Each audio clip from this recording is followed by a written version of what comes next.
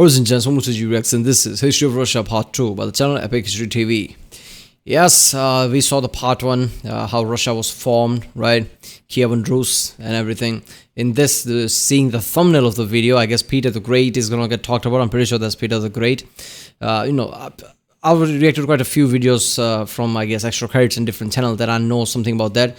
Peter the Great basically was a pretty important figure. He founded St. Petersburg, as far as I know, right? He founded St. Petersburg. He went to, I guess, Dutch and, English college university to learn the trades and things. Then he fought off the Ottoman Empire and took over the Black Sea ports and things, which is pretty fucking important, right? The Black Sea is damn important for trading. So he was a really key figure during that. So yeah, let's watch it.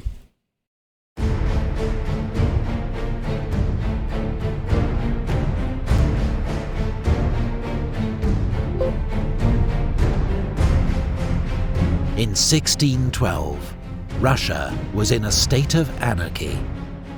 They called it the Time of Troubles. The people were terrorized by war, famine, and plague. Up to a third of them perished. Foreign troops occupied Moscow, Smolensk, and Novgorod. But then, Russia fought back. Prince Pozharsky and a merchant, Kuzma Minin, led the Russian militia to Moscow and threw out the Polish garrison. Since 2005, this event has been commemorated every 4th of November as Russian National Unity Day.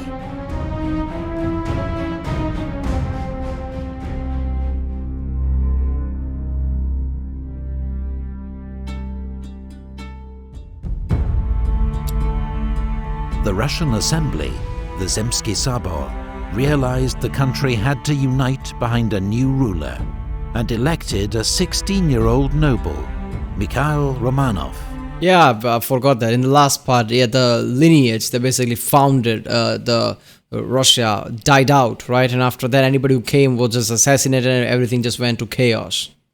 As the next Tsar, his dynasty would rule Russia for the next 300 years. All right. Tsar Mikhail exchanged territory for peace, winning Russia much-needed breathing space. His son, Tsar Alexei, implemented a new legal code, the Sabornoye Uluzhenie. It turned all Russian peasants, 80% of the population, into serfs, effectively slaves, their status inherited by their children and with no freedom to travel or choose their master. Damn. It was a system that dominated Russian rural life for the next 200 years.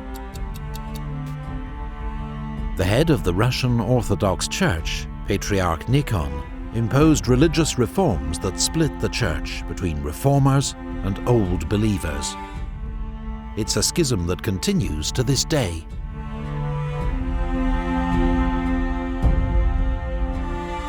Ukrainian Cossacks, rebelling against the Polish-Lithuanian Commonwealth, recognized Tsar Alexei as overlord in exchange for his military support. It led to the 13 Years' War between Russia and the Polish-Lithuanian Commonwealth. Russia emerged victorious, reclaiming Smolensk and taking control of eastern Ukraine. A revolt against Tsarist government, led by a renegade Cossack, Stenka Razin, brought anarchy to southern Russia. It was finally suppressed. Razin was brought to Moscow and executed by quartering. The sickly but highly that's kind of fucked up, isn't it? I mean, you're gonna have these Cossacks basically aligned with Russia. Then one of the Cossacks causes this kind of issues, right? Fighting like that. I'm surprised how all the people in Russia is like, oh, that was a mistake. This is all every Cossack's fault or something like that. Educated Fyodor III passed many reforms. He abolished Mesnichestva, the system that had awarded government posts according to nobility rather than merit, and symbolically burned the ancient books of rank. But Fyodor died aged just 19. What? His sister Sophia became Princess Regent, ruling on behalf of her younger brothers, the joint Tsars Ivan V and Peter I. After centuries of conflict, Russia and the Polish-Lithuanian Commonwealth signed a Treaty of Eternal Peace. Russia then joined the Holy League in its war against the Ottoman Empire. Sophia's reign also saw the first treaty between Russia and China, establishing the frontier between the two states. Okay, so this dynasty, at least, doing some pretty important shit.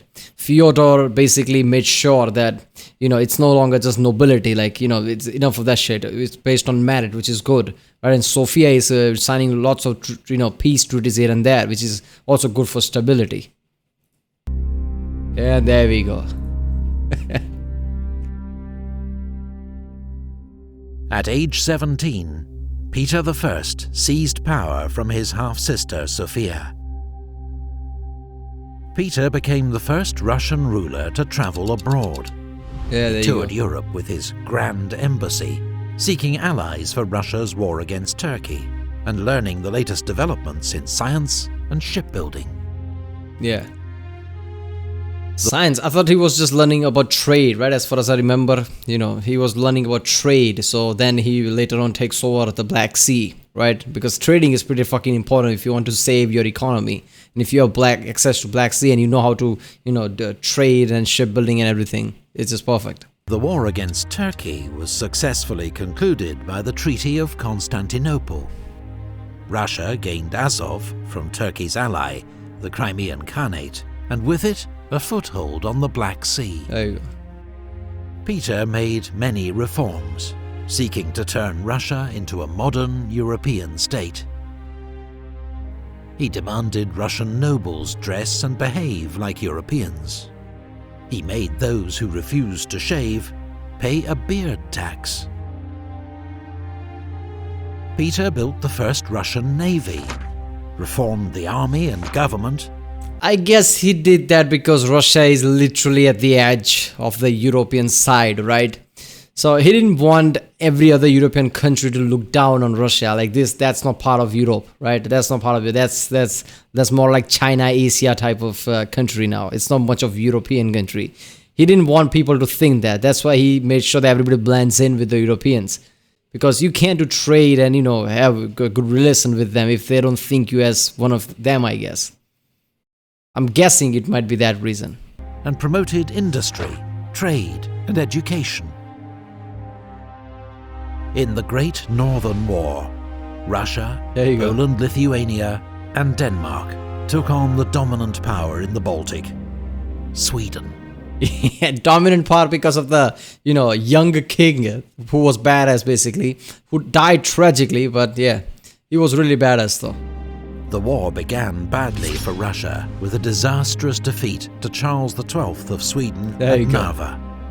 But Russia won a second Battle of Narva, before crushing Charles XII's army at the Battle of Poltava. On the Baltic coast, Peter completed construction of a new capital, St. Petersburg. The building of what would become Russia's second largest city among coastal marshes was a remarkable achievement, though it cost the lives of many thousands of serfs. The Great Northern War ended with the Treaty of Nystad. Russia. Yeah, I don't know who said that, but it was one of the comedians who said that. Like, if you can throw death and suffering of slaves, humans can achieve incredible feats, right? That's just fucked up. Gains at Sweden's expense made it the new dominant Baltic power. 4 years before his death, Peter was declared Peter the Great, father of his country, emperor of all the Russias. That's it? No, there's...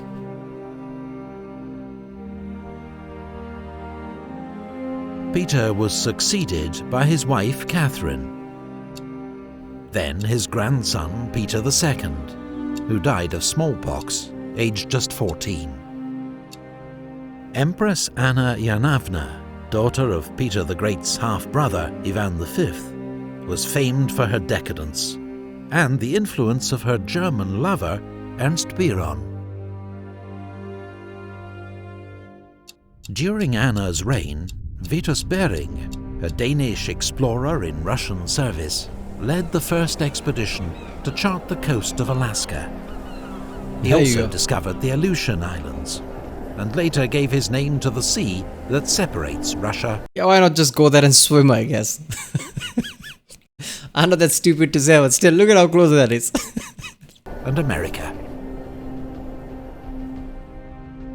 After Anna's death, her infant grandnephew Ivan VI was deposed by Peter the Great's daughter, Elizabeth.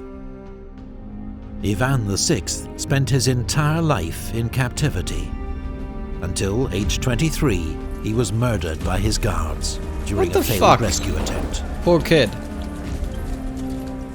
Elizabeth, meanwhile, was famed for her vanity, extravagance, and many young lovers. But she was also capable of decisive leadership. In alliance with France and Austria, Elizabeth led Russia into the 7 Years' War against Frederick the Great of Prussia. The Russian army inflicted a crushing defeat on Frederick at the Battle of Kunersdorf, but failed to exploit its victory. Meanwhile, in St. Petersburg, the Winter Palace was completed at vast expense.